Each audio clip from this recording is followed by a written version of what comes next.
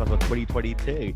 And we are with another amazing guest today, journalist and psychotherapist Katy Georgiou. How are you? Okay? I'm good, thank you. Yeah, how are you keeping? Not too bad, thank you. Not too bad. How was your Christmas and New Year? Was it okay? Yeah, it was okay. I think I was just telling you before we set record that I had COVID over Christmas, but just before Christmas. But I came out of that okay, and I had a nice Christmas with family. New Year was good. Just back to work and pretty busy actually. But yeah, all good. Oh, I'm so Everything's glad you're okay. okay, though. I'm so glad to hear that. But Thank you. how's work getting on? When did you start? Was it like this week or last week? When did you start? Last week I started. Yeah. Oh, lovely. Yeah, beginning of last week. Yeah, Yeah. yeah. Yeah. When did you officially kind of finish from work for the year? Was it like literally right up to the last moment, or did you have some time off? Um, I took time off. Luckily, I took time off just in time to get COVID. So um, I got COVID the week of the 13th of December, and Hmm. that was when I had booked in my break for Christmas. Theoretically, but in terms of client work, that's when I booked my break. But yeah, just in time to get ill. Just in time. Yeah. It's always the way. It always Um, happens, but I'm just glad you're okay now, though. 'Cause Thank you. it's my pleasure. Because it's happened with a few people that I know. They finally take some work off work, and then they get ill. It's like you can't win, can you? Like take some time off to like recover and recuperate, and then you get ill. But but I'm just Yeah. glad you're okay now, though. But you must be packed. If you're saying how busy you are with work, though. Yeah, it's pretty full on. Um, it's always been full on, and I think it's like that for most other therapists I know. I think everyone, anytime I speak to other therapists, everyone is saying it's pretty busy. It always was, but I think with the pandemic, it's just that extra bit of tension, I think, trying, especially at the start of the pandemic, trying to rewrite the rules in a way and getting everybody online and setting everybody up. And of course, clients that can do that and the clients that couldn't do that. And really seeing that discrepancy right in the face. And like you're in Zoom, you're right in their living rooms. You see what's going on in their lives much more acutely than just hearing about it in a room, in a therapy room. So I think viscerally, the experience has been more stressful in that sense too. Just the amount of extra time and admin it's taken, and also more clients coming and working online as well. So there has been a slight increase of client work too. Yeah. Yeah, because I know exactly how you feel because me being a teacher as well, I was working in primary school for the whole of the pandemic until July, and I know exactly how you feel in terms of taking all your work from like a physical basis, face to face, to all online, and like Yeah. I know how stressful it can be. And I mean, something I ask all my guests is how they've been during the whole pandemic situation. So for you, how were you during the whole pandemic? Have you been okay, both mentally and physically? Yeah, I've been mostly okay. I mean, aside from the fact that work was very stressful and taking up a lot of the energy that I was with. So I'd say that was very stressful. But in terms of personally, I was okay. I think it just I live on my own, so that brought up its own challenges. I think, at the very start of the pandemic, we weren't even allowed to be in support bubbles. So that was a bit strange, actually, kind of not seeing anybody at all, couldn't hug anyone. But actually, since I got quite used to it quite quickly, and then I realized actually having this, I just needed that space because I was so busy. I didn't have much time to think of anything else, and I was doing a lot of writing as well, and I was doing some coursework bits as well for other things that I was training in. And I just thought, you know what, I don't have even time to breathe. So actually being on my own in some ways was a bit of a blessing, because if I had people to look after or other people with me, I think that would have been quite stressful probably. But yeah, Yeah. I've been all right. Oh, thank God for that. I mean, I can know that everyone's situation was completely different. Some like yourself were alone or with family or friends. I mean, are you Yeah. someone that's able to adapt quite quickly to any situation, do you feel, as well? I think so. Yeah. Do you mean has the pandemic helped me do that, or do you mean in was I already able in to? general, because I was going to ask as well, as part of that as well, you've been a therapist for years now, over 7 years if I'm correct as well, and do you Yeah. feel like what you've learned as a therapist before and during your time as a therapist has kind of helped you in a way to deal with potential loneliness or not being able to hug anyone or just see anyone face to face? I mean, has your training helped you in a way?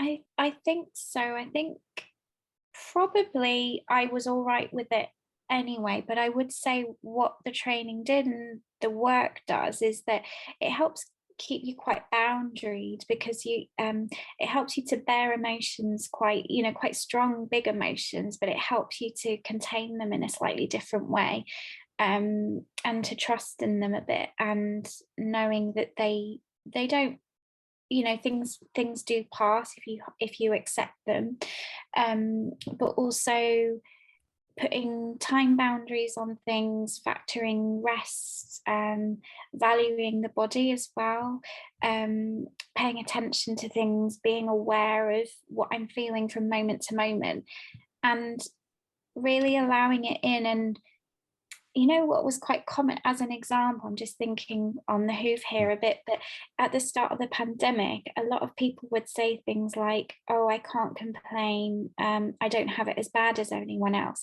So many people would say things like that, and obviously I understand where that has come from. I think as a nation, especially in the UK, I think we are quite conditioned to always be grateful for things, not complain. If someone says, how are you, it's very easy to go, I'm fine, and not complain, because there's always someone worse off than us. And actually, I think that therapy work has helped me to actually tell myself, even if I don't tell someone else, but not to trick myself, and not to tell myself, oh, other people have it worse. Yeah, other people do have it worse, and I have my situation too, and if I want to be pissed off about it or upset or sad, I will be, and I can do that. And I think maybe that's where the therapy training has helped. Mm. Yeah. I mean, did it take you quite a while to get to that position of being able to talk to anyone about what you might be going through, or talking to yourself, or did it come quite naturally to you? 'Cause I know a lot of people do find talking. Sorry to interrupt the story. Um, 'Cause I know that a lot of people do, like you said, they just get on with things, they don't complain and so forth. But yeah, at the same time, a lot of people do complain. Not complain. Sorry, they do find it hard to maybe tell someone about what they might be going through, whether they with it mentally or whatever it might be. So for you, was it quite an easy thing to talk to people about what you might be going through, or did you, even you as a therapist, find it quite hard to open up to someone about what you might be going through? Mm. That's a good question, because I think what happens then is there's also the boundary of the professional boundary, not obviously not at all telling my clients what's going on for me, but also being human enough to let them in slightly. Hmm. So things like, if I'm tired or stressed, I might be able to share that, in terms of how I'm feeling emotionally. But I think maybe what I would hold back on from a professional point of view is more, the details of what's going on in my life. And I think I would say that probably extends to other people as well. I think maybe I have a tendency to say things like, oh God, like today's, I'm knackered, or I've got a lot on, but I won't necessarily go into the detail of what's happening. And I think I've always been like that personally. I think I've always been quite private, but I think that maybe aligns with the confidentiality policies of therapy too, if Mm. I think about it, because there's a bit of a contradiction in therapy about opening up, but also being discreet. I think as a therapist, I'm quite used to sharing a lot with my clients, encouraging them to share with me is what I mean, Mm. and being open to receiving everything that they're telling me, whilst holding on to that information and not sharing it elsewhere. So I can cut that off quite well. And I think I've always been like that. Mm. Yeah. I was thinking that it must be quite difficult for you to take on so much from so many different clients or patients who do come to you for your help. I mean, is there one within your industry that even you could talk to just in case it does get a bit overwhelming with so many clients or patients thinking it's causing me quite a lot of stress now. I need to kind of offload it anyway to someone else. So is there someone in your field where you might be a bit more senior than if just in case, or someone else you can talk to just in case? Yeah, so it's a very it's a very official and a thing that happens in the therapy profession. Mm. Most therapists will have a clinical supervisor.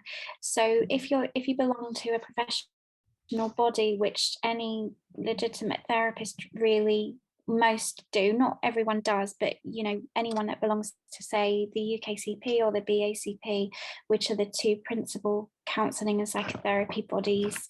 um, there's others, but I won't go into them just yet. You might ask me that later. But one of the requirements is that you I think it's something like for every 6 clients, for every 6 hours, you see a clinical supervisor where you go through your caseload, and that can be anything from just talking through some sticking points that are coming up in the work. Maybe there's a client that's bringing material that's triggering your own stuff, and you want to sort of talk through how can I avoid that spilling into the work so that I maintain the professional boundaries. It could be anything like that, all the way to I myself aren't coping well today. I'm tired, and you know, it can be anything like that, but it's there as a support. So absolutely, yeah. Mm. And most therapists have that. Yeah. That's brilliant. That's so good to hear. And is there is there a specific age range that you work with and a specific kind of um, set of cases as well, or is it literally just a very broad spectrum of people and cases that you work with? I work with adults only, Mm. 18 upwards. Um, there's loads of therapists that work with children and adolescents and other things, but I chose to work with adults only, at least for the moment anyway. I don't know what might happen in the future, but I work in terms of type of area, it's very broad. But I can work with individuals or couples or groups. So I do group therapy, I do relationship or couples therapy. I say relationship because, you know, not everyone in a relationship is necessarily in a couple. There could be things like people in amorous relationships and things like that, Mhm. and also friendships too. That's another thing, relationship therapy. And individuals. So I'd say mostly I work with individuals, but groups and then couples Yeah, relationship. that's Uh, amazing. Yeah. I mean, they must be so different in terms of how you work with them, or are they actually quite similar in the way you approach like couples and also individuals as well? in what way when you say approach? I Like, mean, so obviously, if you're talking to an individual, you might mm, approach it in one way, but if you're talking to, say, couples, you might approach it in a completely different way. Are they complete two different approaches, or are they quite similar in their ways?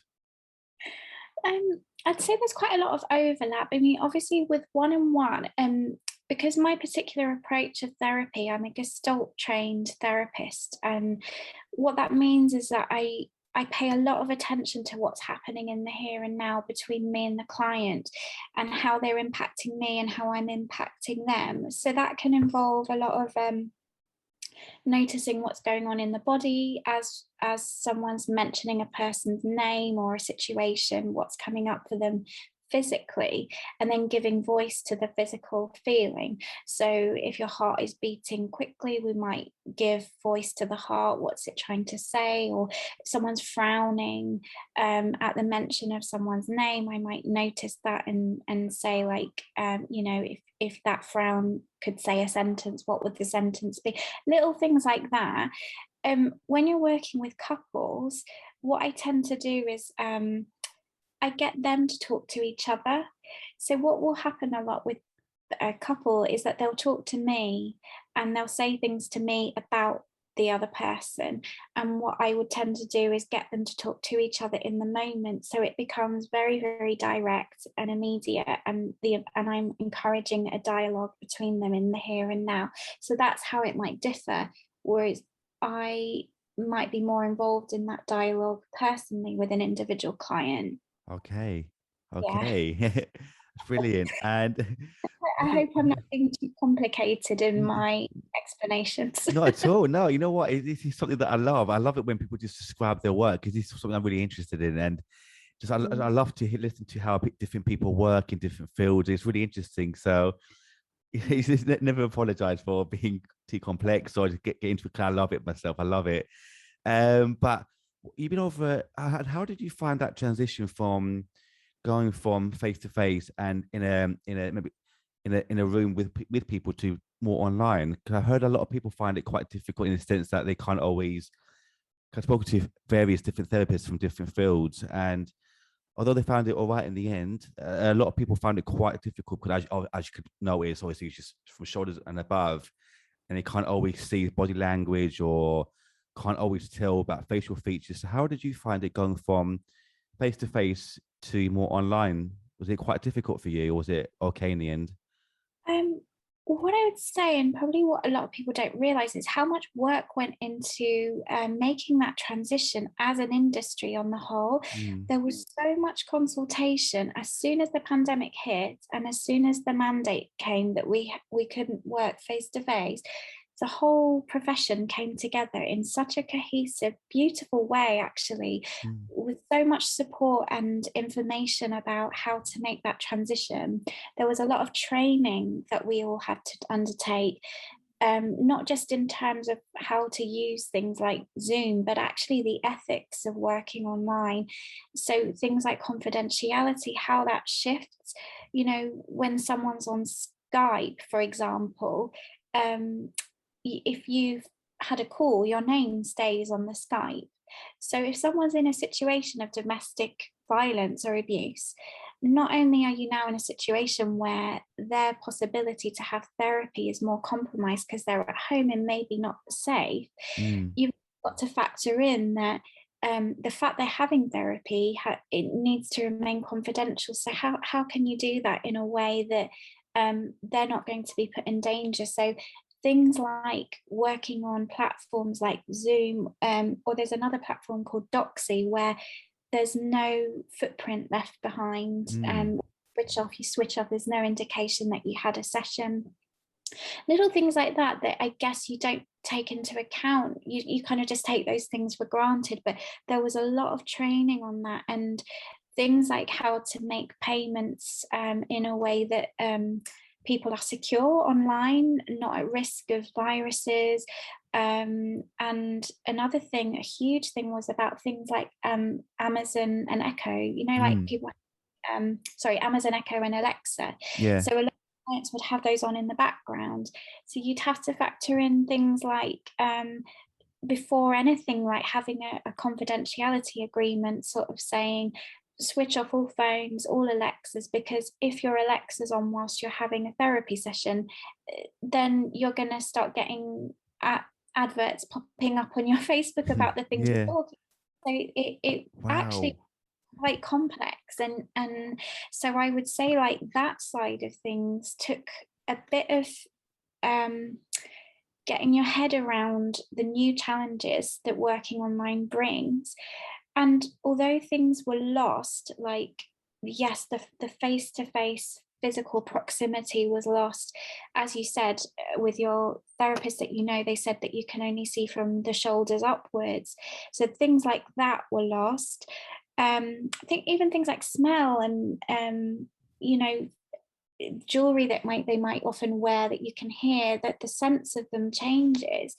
But one thing that actually improved, I would say, or added a layer, is that you are right in their context. Mm, So for example, so many people had to work from home and were homeschooling. All of a sudden I was placed and confronted with families where there were children screaming in the background, where you could hear people in the next room, or the sound of traffic going by, and the way that they were living. And so if people were living in close proximity or close quarters to a spouse, how do they talk about their spouse if the spouse is just in another room? Mm. So it brought with it these challenges, but insights that brought up things that might never have come up if you were just in the room face to face. So I wouldn't say it was I wouldn't say it was a detriment. I would say it was a different experience that added a lot of dimensions and took away some others into something that was this word unprecedented that we all Yeah, use.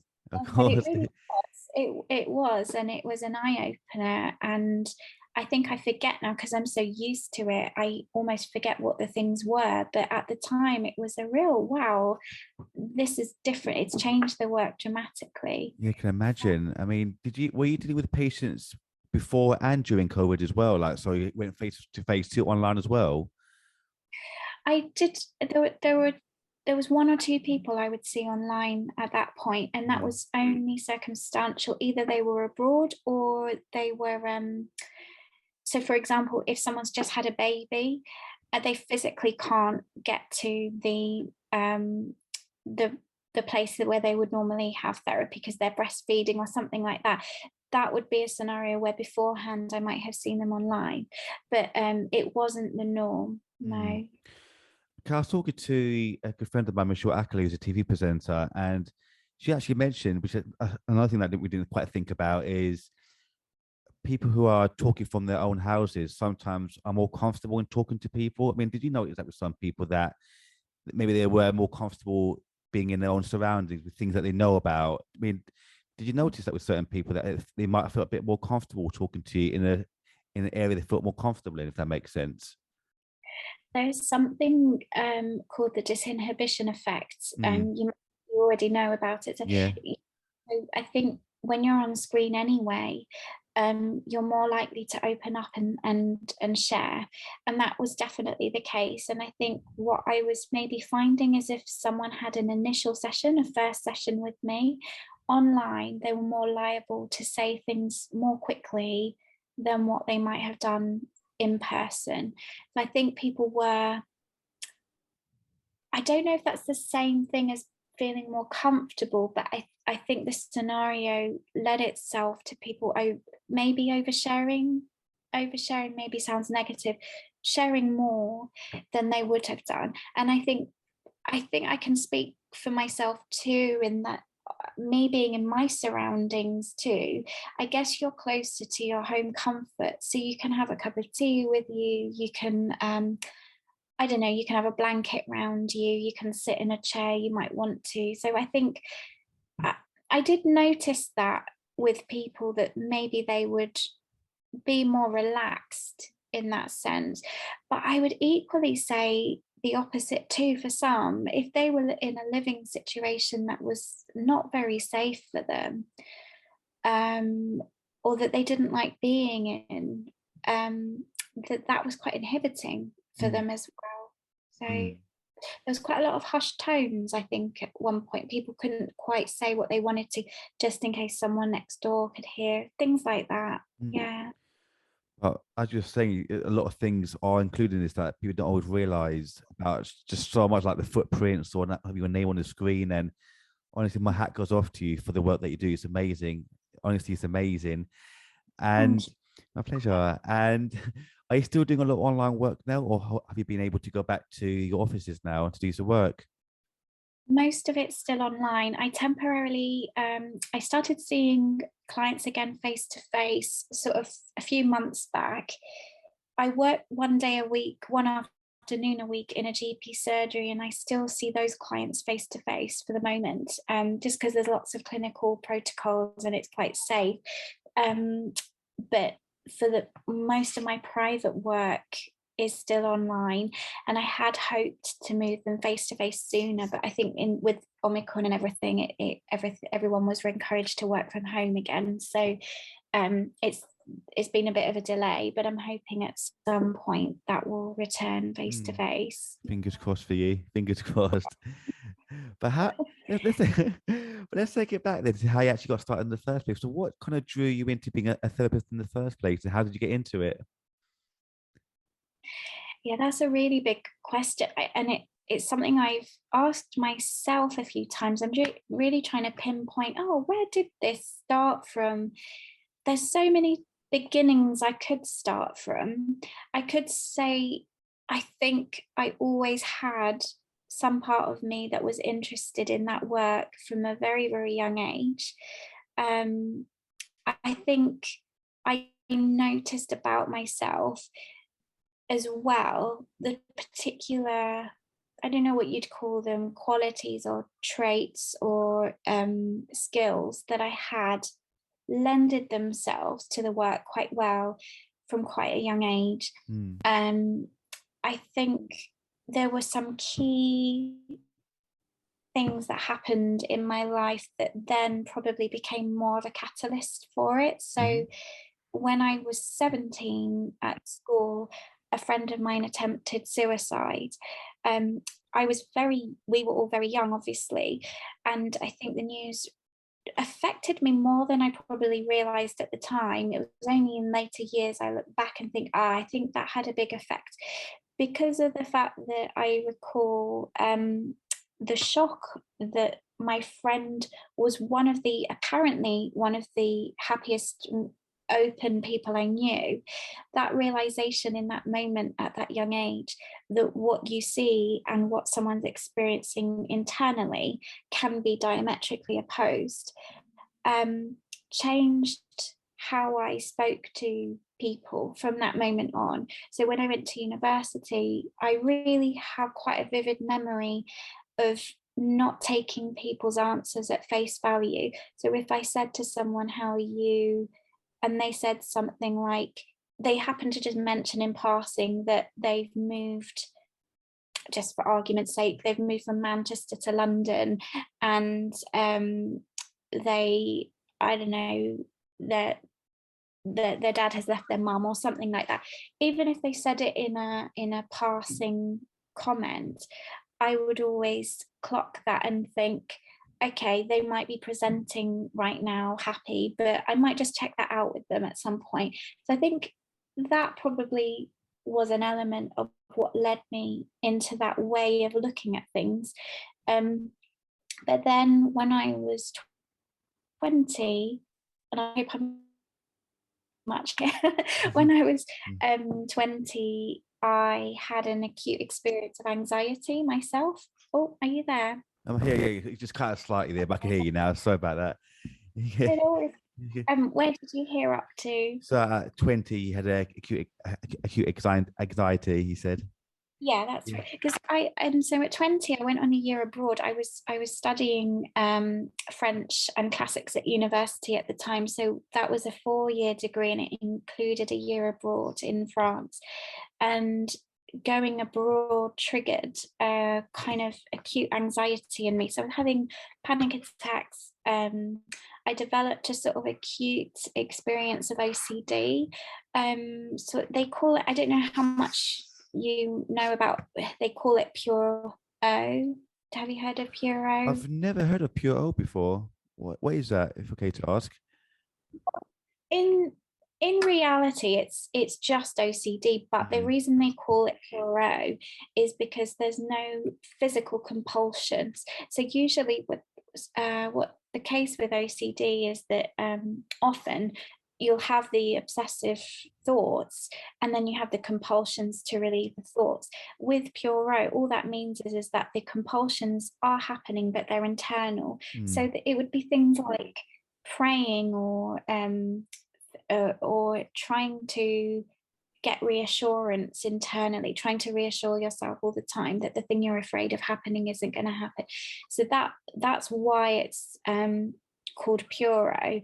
And the nature of the thoughts are very, very distressing. Like they're called intrusive thoughts, intrusive Mm. images. All of that got triggered in my move abroad. And obviously, at the time, I didn't know what was happening or why. With hindsight, I know exactly what was happening and why. And that was my first experience of having a problem that I needed to get some support for. And that was when I first had a therapist. And I would say probably the grand answer to your question is that after that, I was more inclined to think I want to help people who have that experience. It started off with helping people with that experience specifically, and then that grew into wanting to help people generally more. And then I became a Samaritan's helpline listener.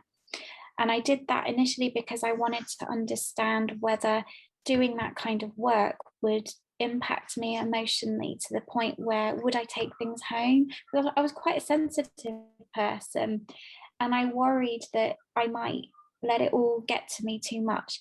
Actually, doing Samaritans helped me learn that I was quite strong enough for that not to happen. So that kind of solidified the decision. I think I'm going to train now and be a therapist, or train to be a therapist. Yeah, it's amazing because you actually asked my next question about being a Samaritan's helpline caller. You did it for 4 years, is that correct? Yeah, Yeah, that's right. yeah. I mean, how did you find it doing that for 4 years? Was it okay for you?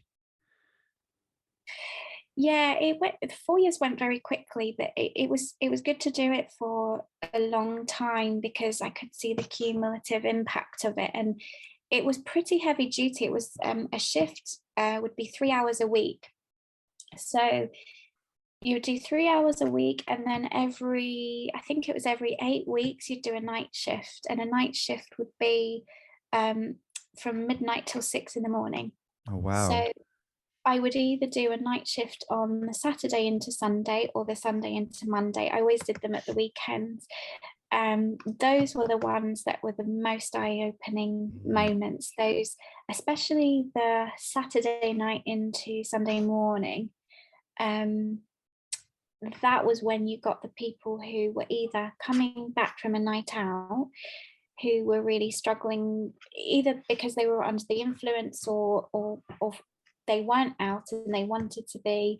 And then around about 3 in the morning, 4 in the morning, you'd get a sudden shift from the people who were coming back from a night out to the people who were getting up early to work on a Sunday morning. So dustbin men, or people who were living alone, who were feeling sad and lonely, couldn't sleep, people calling from prison, people calling people who were homeless on the street, who were out and about as people were out and about. You'd just hear, you'd hear from the whole spectrum of society on those night shifts. And that was those shifts were the ones that stay with me the most, I think. Yeah. It was a good experience for 4 years. Yeah, can I imagine? I was going to ask actually if there was a big difference from day calls to night calls. I mean, you just answered it there. It's such a contrast, isn't it? And people don't realize how much different it is at night, do they? Or what people are going through is crazy, isn't it? But I know that you're also a journalist as well, though, aren't you? As well. How's that been going for you? Sorry, what was the question? That's okay. You're a journalist, aren't you, as well? Are you still doing that at the moment? Big journalism. I am, yeah. So I combine the two things, and I would Hmm. say like the ratio is probably more. I do at the moment anyway. I do more therapy work, and then I'm a freelance journalist, so I do freelance writing around it. Before I trained as a therapist, I was a journalist, still a freelancer. I was a writer, but most of my work was sub-editing. So I would be in-house for either national press or magazines and editing the copy that was coming in, that was being written, and that would include writing headlines and captions for the images and things like that, and making sure that all the facts were correct and verifying sources and things like that. So obviously working a couple of the national papers I worked for, there was the Times and the Sunday Times, and then later the Independent. So you can sort of imagine the hecticness of that, because when there was breaking news, that was quite stressful. But that was all done. That was all as a freelancer. And then when I became a therapist, I kind of shifted the balance. So I no longer do so much of the sub-editing stuff. I haven't done that in quite a while, but I've started to increase more of the writing.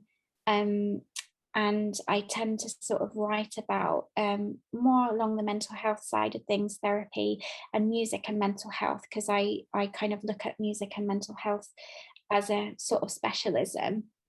Because I started out at the very beginning as a music journalist and a music writer. So I wanted to keep that sort of thread going and keep two interests alive.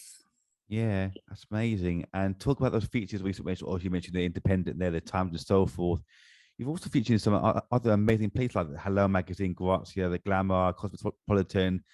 Been loads of places. It's amazing. I mean, how does it feel knowing that your work is featured in so many amazing places like that?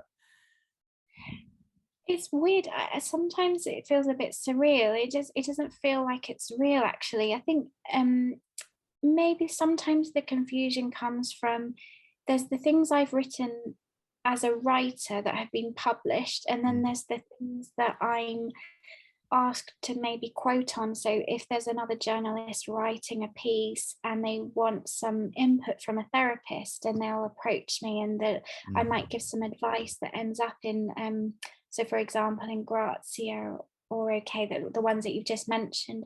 And I think every time it happens, I look at it and I think, oh wow, like, you know, I have to take a bit of a step back and think, oh, that's odd. It's almost like it doesn't register. I Yeah. think because in the moment I just feel so busy that it's not registering what's happening. But I feel it feels good. It Yeah. feels good. Um, that I guess that what I'm saying matters, and I think that's it's making a difference, and I see it making a difference when something like that happens, and then I get an email or a Facebook message or something from someone who's read it and mentions it and talks about it, and that's when I have a real sense of, oh, these things do have an impact. So on that side of things, I feel proud. I was going to say, I feel Yeah. proud in the sense of that I can see, I know I've worked very hard, but also that I'm doing something that has some has some resonance for other people. It's not just about me, I guess, is what I mean by that. Yeah, man, you should feel proud because the work you do is incredible and it deserves to be seen and heard from as many people as possible. It's amazing. I mean, when you do get your work featured in such places, how does it work? I mean, do you approach them with a story or a piece of work, or do they come to you? Or you mentioned you work as a freelancer. How does it work? Do you approach them or do they approach you? How does it work? Yeah, so if I want to write the story, or if I want to write a feature, I don't write news, I tend to write features. So Mm. I would pitch that article idea. So it would involve emailing a commissioning editor. There's quite a lot that goes into knowing, you know, which section that you're pitching to and who to pitch to. But once you've got the correct commissioning editor and pitching an idea to them that is appropriate to the style of that magazine and the audience and readership. So I would go to them with basically saying, this is my idea for an article. It's suitable for this magazine because you know it fits the structure of the features that you have. You've done a feature like this before, and I've got an angle a bit like that. And I would interview these people and these people. Basically, it's like a proposal that you pitch to them, and then you get a response back, basically saying yes or no. And if it's commissioned, they would give you a brief, and then you write the article to brief. So they give you a word count, and they tell you who they want you to interview, what experts they need, and everything like that. And you go off and you do it, and then you submit it, and then you get paid. That's how it would work if I'm doing it as a freelance writer and I'm pitching my articles. If it's me being quoted in a piece for advice, usually it's another journalist. It could be a freelancer or a staff writer who is working on a piece and they need an expert to quote in order to either justify their angle or to debate their angle that they're discussing. And they might approach me and say, I'm writing this article, would you be able to give any advice on this particular area? And then I'll just reply, and then they'll incorporate it into the piece. So yeah, it's depending on who's writing the actual article, will dictate whether I'm doing the pitch or just responding to a piece. Yeah. Okay. And yeah, 'cause you must be so proud of all your work, though. Honestly, all of it. Is there any particular ones that you're thinking, like, even you were like, I did that. I can't believe I did that. That's so good. Like, is there any like particular bits that you think even you couldn't believe that you did that because it's so good? Oh I mean, it's gosh. all amazing, obviously, but there's been a couple of moments in my life thinking, I did that. I couldn't believe I done that. It's so good. But has it been the same for you where you see like, I can't believe I did that. That's amazing. It's like, even I'm shocked at myself for doing that. Yeah, I'm not surprised you're shocked, because what you do is incredible as well. Oh, You're thank you. Thank that you. is seriously admirable. Oh, thank you. Just that in. But I yeah, there have been, and they kind of evade me for a moment. I think actually one that I felt, it took me by surprise and I felt a real buzz. A few years ago, there was an episode of EastEnders. I don't know if you remember, there was a storyline of the boy called Lee, who was the son of, what's the guy who owns the pub? I'm not. I don't really watch EastEnders. I haven't watched EastEnders in years, unfortunately, so I might not know. But No worries, it's the Danny Mick, that's his name. Mick, who okay, owns the yeah. Danny Dyer plays it. He had a few years ago, there was a storyline of his son who was actively suicidal, and they had a whole storyline where they consulted to do that storyline. They had to consult Samaritans, and obviously Samaritans did a fantastic job at the time. And I wasn't working at Samaritans at the time. However, when I had been working for them, because when I was volunteering, I did a 2-year stint where I worked for them as well in the charity itself. And I was their copywriter. And I had to, at the time, write a whole load of rebranded messages for their campaign on male suicide. So that involved writing loads of posters and writing loads of caller cards. And one thing that made me proud was on this episode of EastEnders, which was years later, the very last scene, as the character is contemplating suicide, is he picks up one of these cards and looks at it. And I was watching this episode of EastEnders and saw my card. He was looking at the card Wow. that I wrote. And just before the duff duff of Yeah, the yeah. Theme, yeah. I was like, write that. And also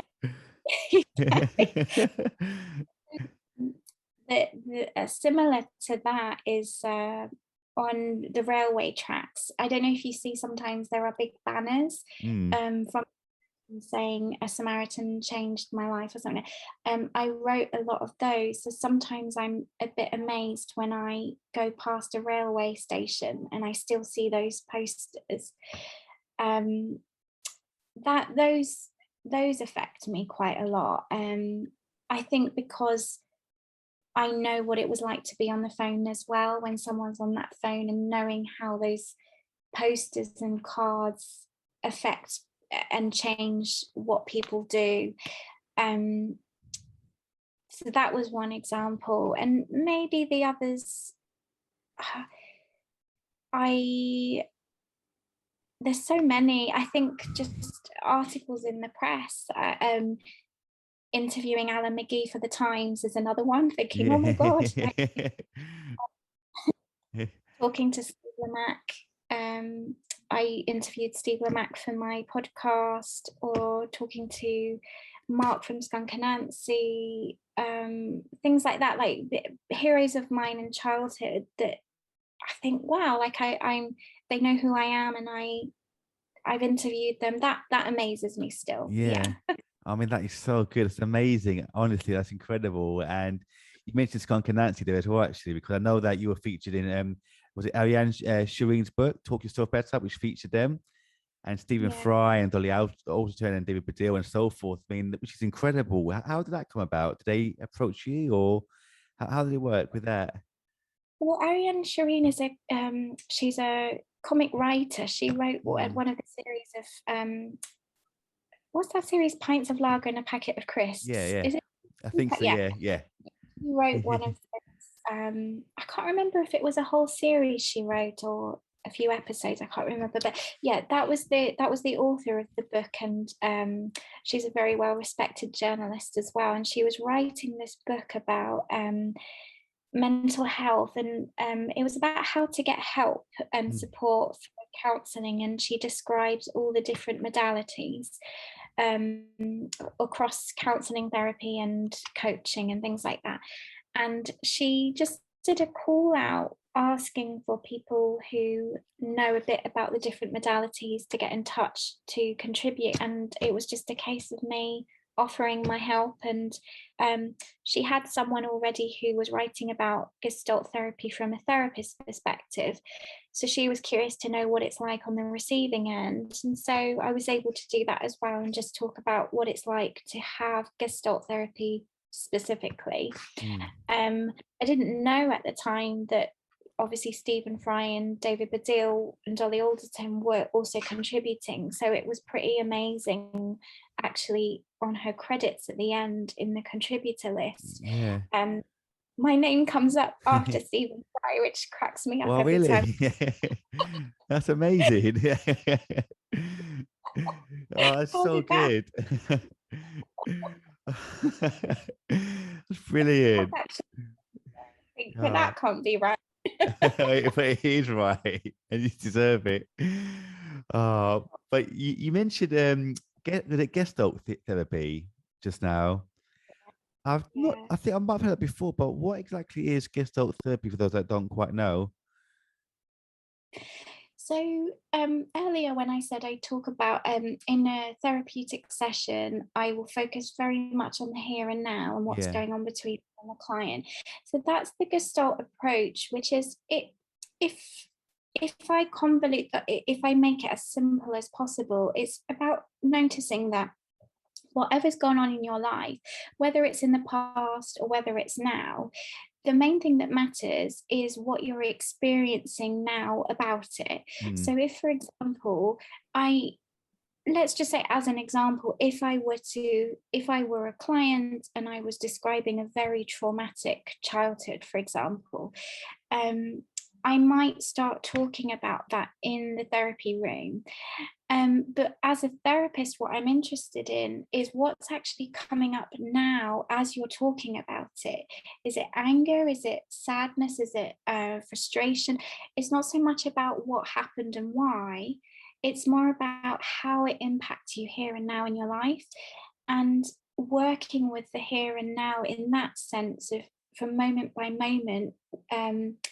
How that impacts your body, because you can hold tension and stress and trauma physically. So Mm. it could be as the client is talking about this trauma and they're describing anger, I might become curious to know, and where do you experience anger? Because not everyone feels it in the same place. Some people feel it in their head, maybe they have a throbbing eyes or something here. Other people feel it in their chest. Other people get tight in the stomach. And so we really notice where they're storing that tension. And usually, what you'll find is that where they have ailments, like physical ailments, maybe they suffer a lot with stomach aches or they suffer a lot with particular conditions, they'll often find that there are patterns around, oh, it's big, they're holding anger there and they get a lot of stomach aches. Or people tend to make people use phrases like I can't stomach it anymore, things like that. And then you notice, oh, isn't that interesting, you can't stomach it and you have stomach ache. So something about your stomach is where you're holding that emotion and energy. We Mm. really hyper focus on the stomach.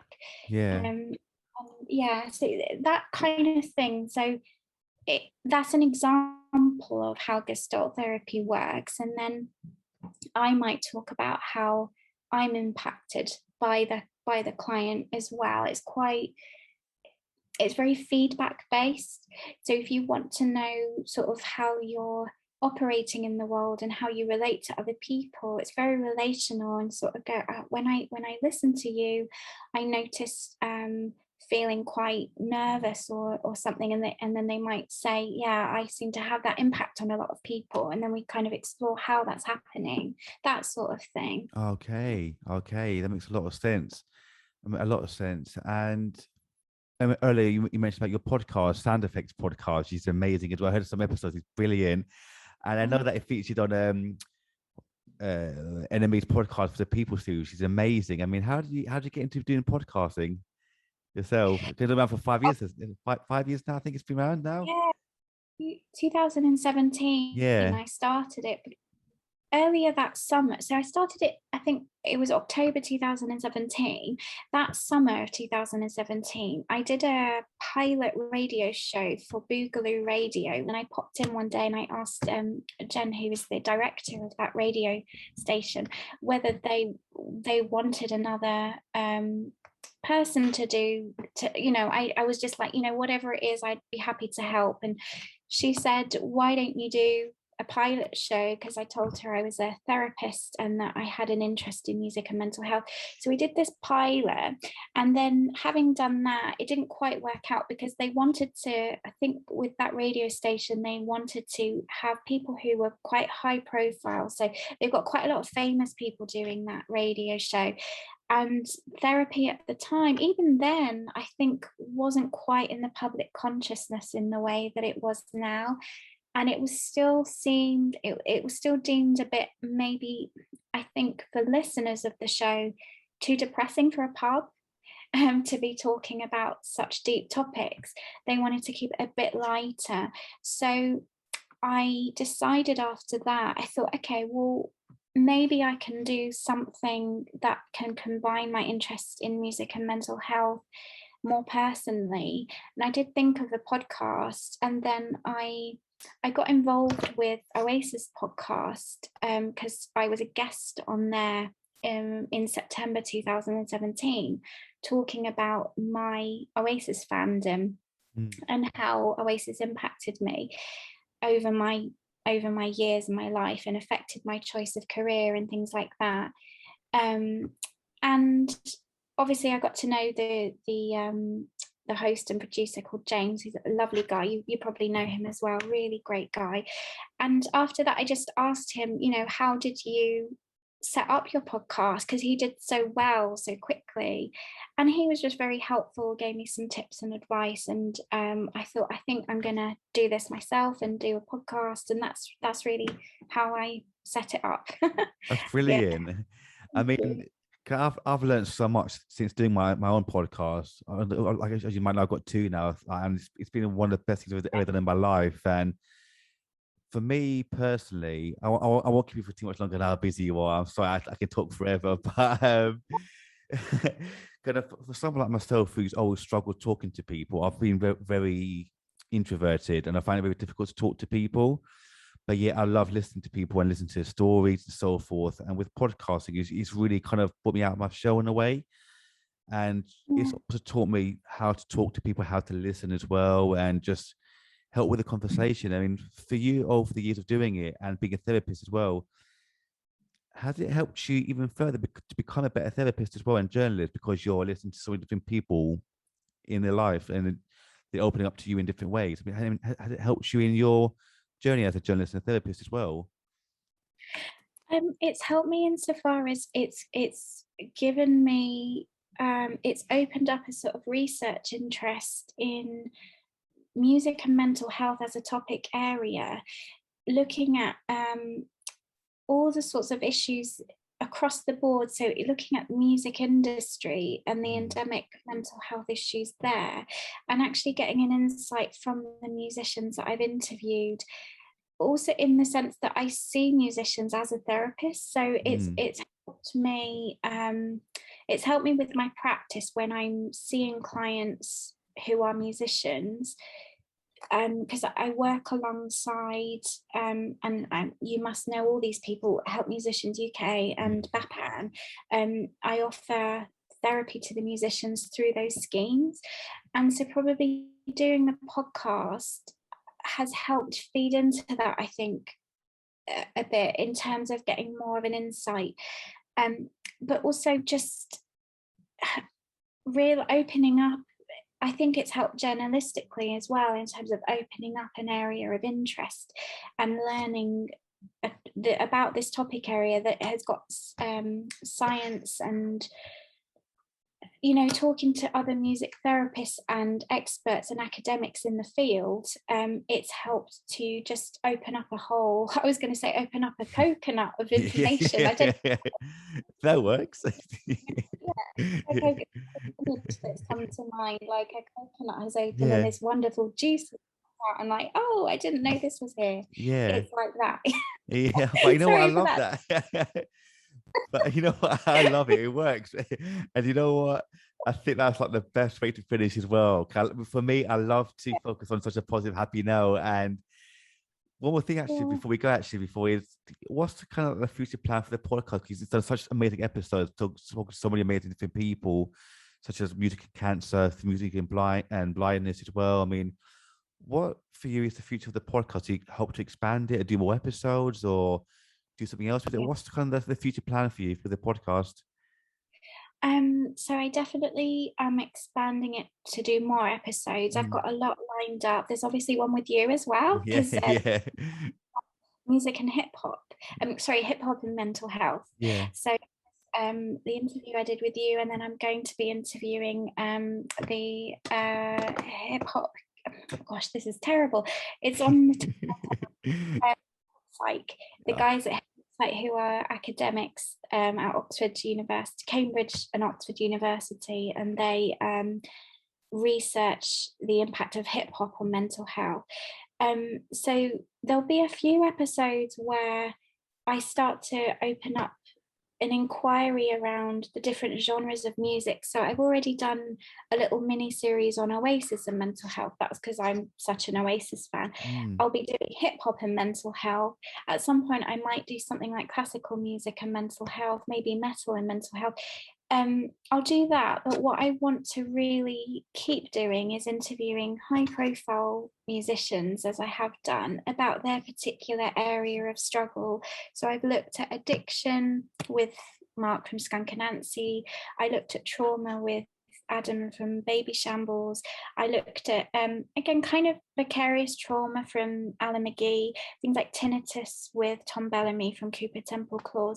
So taking topics of interest around mental health, but speaking to high profile musicians who've gone through it. So I want to keep doing that, and also speaking to I have been speaking to a lot more academics, music therapists, authors and professors at university who work in that specific area, who understand scientifically how music is impacting the body and why it's so healing. So I'll do that as well. I'll interweave them all together, I think, but that's where I'm heading with it. That's a long rambling That's end. absolutely fine. But like I said, I love it when we just talk about things they're so passionate about, and your journey has been so inspirational to me. Like what you've overcome, what you've done with your life, and what you're doing in the future is something I find so amazing and so inspirational. And I'm very proud of who you've become, what you're doing, and thank you for being doing such an amazing job. And it's been such an amazing episode to talk to you. So thank you so much for everything. Thank you. It's really, really kind, Georgio. Thank you so much for having me. That's my pleasure. And before we go as well, how can people find you just in case? Yeah. Online. So there's a few places. If you want to find me on Sound Effects Podcast, I'm mainly on Twitter. So that's at Sound Effects Pod. That's Sound Effects with an A. Or you can find me on Instagram, which is sound_effects_podcast. If you want to find me for therapy, it's kgcounselor.com, or you can find me on Twitter at kgcounselor as well. Yeah, that's it. Those are the two main channels if you're wanting to get in contact with me for either of those two things. I am on Twitter just generally, but I use that as a just with my friends. So I've kept that profile private. So I won't give out that one. No worries, no worries. But, uh, but, yeah, thank you but so much. it's an absolute pleasure. And thank you as well for everything. It's an amazing episode. Thank you so much. Thank you. You're And welcome. my pleasure. And take care, everyone. Take it. Bye bye.